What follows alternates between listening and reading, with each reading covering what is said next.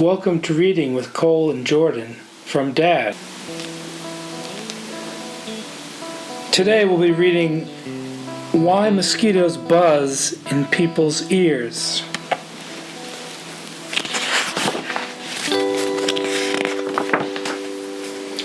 Why mosquitoes buzz in people's ears. A West African tale retold by Verna Ardema, pictures by Leo and Diane Dillon.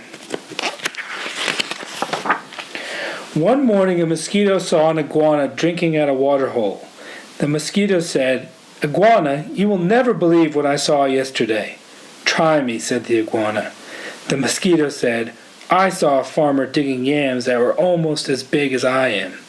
"What's a mosquito compared to a yam?" snapped the iguana grumpily.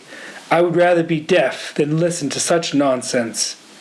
Then he stuck 2 sticks in his ears and went off, meck, meck, meck, meck, through the reeds. The iguana was still grumbling to himself when he happened to pass a python. The big snake raised his head and said, "Good morning, iguana." The iguana did not answer, but lumbered on, bobbing his head, "But-a-mean, but-a-mean, but-a-mean." "Now why won't he speak to me?" said the python to himself. "Iguana must be angry about something. I'm afraid he's plotting some mischief against me." He began looking for somewhere to hide. The first likely place he found was a rabbit hole, and in it he went. Wassa, woosu, wassa, woosu, wassa, woosu. When the rabbit saw the big snake coming into her burrow, she was terrified. She scurried out through a back way and bounded, crick, crick, crick, across the clearing. A crow saw the rabbit running for her life. He flew into the forest crying, "Caw, caw, caw!" It was his duty to spread the alarm in case of danger. A monkey heard the crow. He was sure that some dangerous beast was prowling near. He began screeching and leaping, keely-weely through the trees to help warn the other animals. As the monkey was crashing through the treetops, he happened to land on a dead limb. It broke and fell on an owl's nest, killing one of the owlets. Mother Owl was not at home, for she usually hunted only in the night. This morning she was still out searching for one more tidbit to satisfy her hungry babies. When she returned to the nest, she found one of them dead. Her other children told her that the monkey had killed it, and that day and all that night she sat in her tree, so sad, so sad, so sad. Now it was Mother Owl who woke the sun each day, so that the day could come. But this time, when she should have hooted for the sun, she did not. The night grew longer and longer. The animals of the forest knew it was lasting much too long. They feared that the sun would never come back. At last, King Lion called a meeting of the animals. They came and sat down, pem, pem, pem, around a council fire. Mother Owl did not come, so the antelope was sent to fetch her. When she arrived, King Lion asked, "Mother Owl, why have you not called the sun? The night has lasted long, long, long, and everyone is worried." Mother Owl said, "Monkey killed one of my owlets. Because of that, I cannot bear to wake the sun." The king said to the gathered animals, "Did you hear? It was the monkey who killed the owlet, and now Mother Owl won't wake the sun so that the day can come." The king lion called for the monkey. He came before him nervously, glancing from side to side. Rim, rim, rim, rim. "Monkey," said the king, "why did you kill one of Mother Owl's babies?"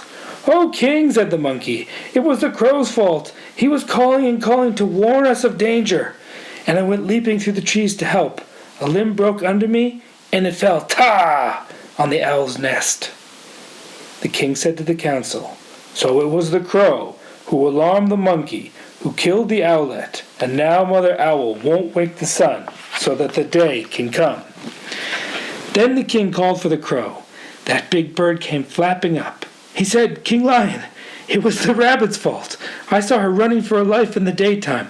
Wasn't that reason enough to spread an alarm?"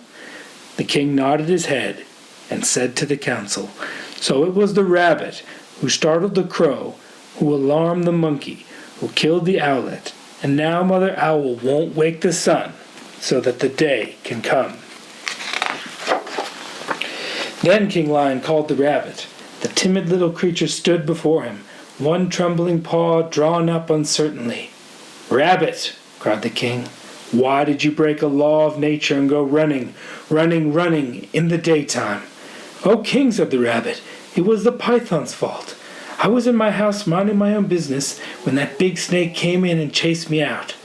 The king said to the council, "So it was the python who scared the rabbit, who startled the crow, who alarmed the monkey, who killed the owlet, and now Mother Owl won't wake the sun so that the day can come." King Lion called the python and came slithering wassa woosu past the other animals. "But king," he cried, "it was the iguana's fault. He wouldn't speak to me, and I thought he was plotting some mischief against me. When I crawled into the rabbit's hole, I was only trying to hide." The king said to the council, "So it was the iguana who frightened the python, who scared the rabbit, who startled the crow, who alarmed the monkey, who killed the owlet, and now Mother Owl won't wake the sun so that the day can come." Now the iguana was not at the meeting, for he had not heard the summons. The antelope was sent to fetch him. All the animals laughed when they saw the iguana coming, Bada-mean, with the sticks still stuck in his ears. King Lion pulled out the sticks, plump, plump. Then he asked, "Iguana, what evil have you been plotting against the python?" None at all," cried the iguana. "Python is my friend." "Then why wouldn't you say good morning to me?" demanded the snake. "I didn't hear you or even see you," said the iguana. "Mosquito told me such a big lie. I couldn't bear to listen. So I put sticks in my ears." "Nyeh, nyeh, nyeh, nyeh," laughed the lion. "So that's why you had sticks in your ears." "Yes," said the iguana, "it was the mosquito's fault." King Lion said to the council, "So it was the mosquito who annoyed the iguana, who frightened the python, who scared the rabbit, who startled the crow, who alarmed the monkey, who killed the owlet, and now Mother Owl won't wake the sun so that the day can come."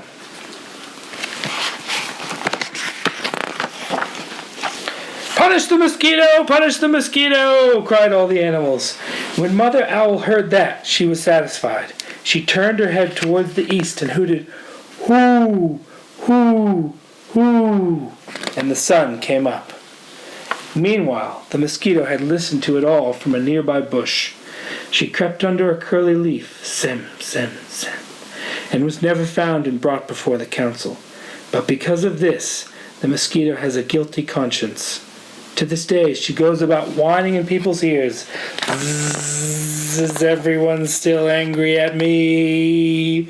When she does that, she gets an honest answer. Kapow!